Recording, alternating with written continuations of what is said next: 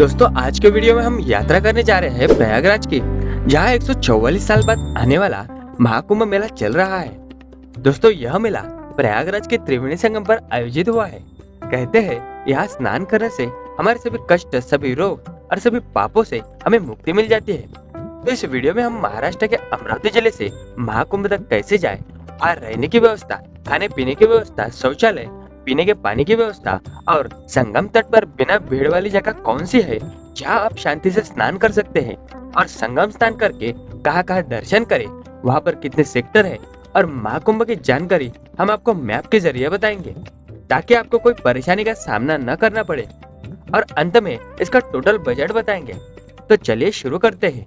नमस्कार दोस्तों, स्वागत है आपका हमारे इस यूट्यूब चैनल पर फिर एक बार।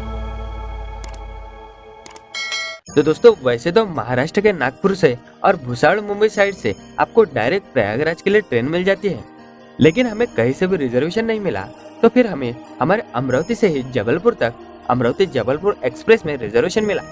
तो हम अमरावती स्टेशन से शाम को 5 बजे अमरावती जबलपुर एक्सप्रेस में बैठकर डायरेक्ट दूसरे दिन सुबह 5 बजे जबलपुर रेलवे स्टेशन पर पहुंचे। जबलपुर से हर 1-2 घंटे में प्रयागराज तक आपको डायरेक्ट ट्रेन मिल जाती है।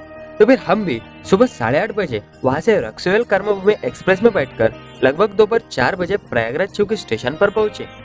और स्टेशन के बाहर से ही आपको गवर्नमेंट बसेस मिल जाती हैं। ये बसेस आपको लेप्रो से चौराहे तक छोड़ देती है, क्योंकि वहां से आगे किसी भी वाहन को एंट्री नहीं होती। लेप्रो से चौराहे से अरेल घाट वाला संगम लगभग 1.5 किलोमीटर का है, जो आपको पैदल ही चलकर जाना होता है। तो हम शाम तक अरेल घाट पहुंच जाते हैं। दोस्तों अरेल घाट वाले साइड में 3 सेक्टर है, जो 23, 24 और 25 नंबर का है। अब यहाँ पर रहने की बात करें तो सेक्टर नंबर 25 में आपको 6 से 7 जनाश्रय स्थल और बहुत से साधु संत और प्राइवेट टेंट देखने को मिलते हैं। और वहाँ पर भी आपको रहने की जगह नहीं मिली तो अरेल घाट पर ही सेल्फी पॉइंट के ऊपर श्रद्धालुओं के लिए रहने की व्यवस्था की गई है। बस आपके पास खुद के रजाई, कंबल ओढ़ने और नीचे बिछाने के लिए होना चाहिए। हमने भी रात इसी में बिताई थी। रात के समय में यहाँ पर बहुत ही कम भीड़ रहती है।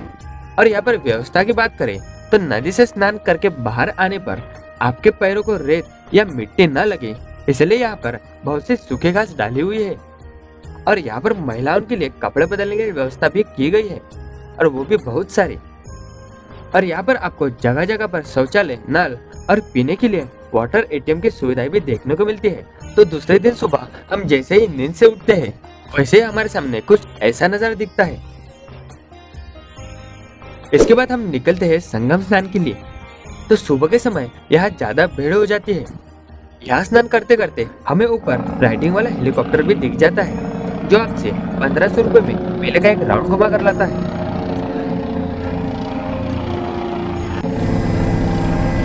तो अब आपको मेन सेक्टर के बारे में बताते हैं। दोस्तों पूरे महाकुंभ में लगभग 25 सेक्टर है। दोस्तों यहाँ पर आपको फ्री में रहने की व्यवस्था चाहिए, तो सेक्टर नंबर 1 में 6 जन आश्रय स्थल बनाए गए हैं।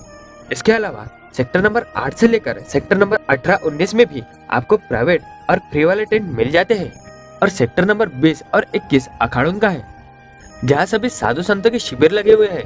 तो हो सके तो सेक्टर नंबर 21 या फिर घाट के दूसरी ओर सेक्टर नंबर 24 में स्नान करें, क्योंकि यहाँ भीड़ बहुत ही कम रहती है और संगम का पानी यहीं पर बह के आता है। संगम स्नान के बाद आपको वहाँ के साधु संतों के दर्शन जरूर करना चाहिए, जो सेक्टर नंबर 20 और 21 में बसे हुए हैं। अगर आप सेक्टर नंबर 24-25 में स्नान कर रहे हैं तो वहाँ से पीपा पुल पार करके आप सेक्टर नंबर 21 में आ जाइए। साधु संतों के दर्शन के बाद आपको सेक्टर नंबर 3 में आना है, जहाँ आपको लेटे हनुमान जी के दर्शन करने हैं। और वहाँ से कुछ ही दूरी पर अक्षय वट वृक्ष जो अकबर किले के अंदर है, उसके भी दर्शन आपको जरूर करना चाहिए।